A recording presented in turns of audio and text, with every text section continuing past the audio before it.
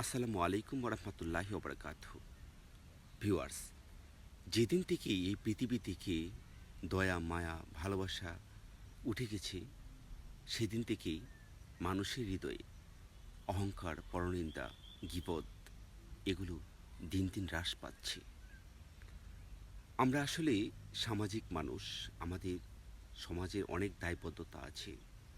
আমাদেরকে সব কিছু উপেক্ষা করে আমাদেরকে এগিয়ে যেতে হয়।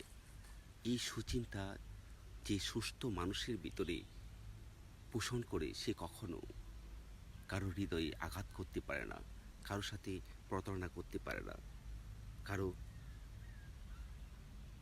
আত্মসম্মান নিয়ে খেলা করতে পারে না। সুতরাং আমাদের সব দিক দিয়ে বিবেচনা করেই আমাদের এই সমাজে বসবাস করা উচিত।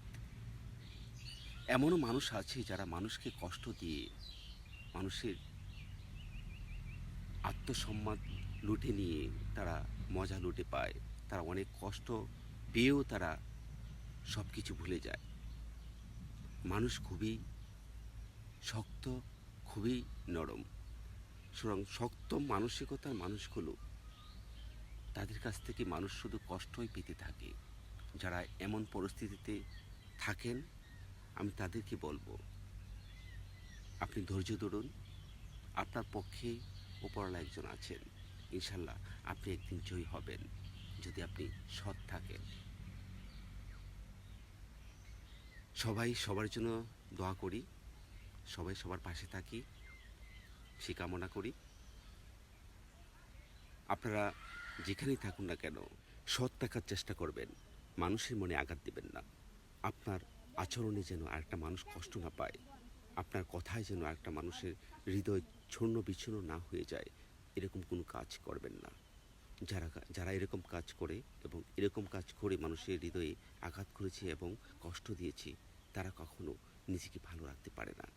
কারণ প্রকৃতি, এই প্রকৃতি একটা সুবিচার তিনি করে থাকেন। সুতরাং আমরা যেন সঠিক নিয়ম এবং সঠিক কাজগুলো যেন করতে পারি। মহান আল্লাহ পাক রাব্বুল আলামিন আমাদের তৌফিক দান করুন। সবাই সবার জায়গা থেকে খুব ভালো থাকবেন।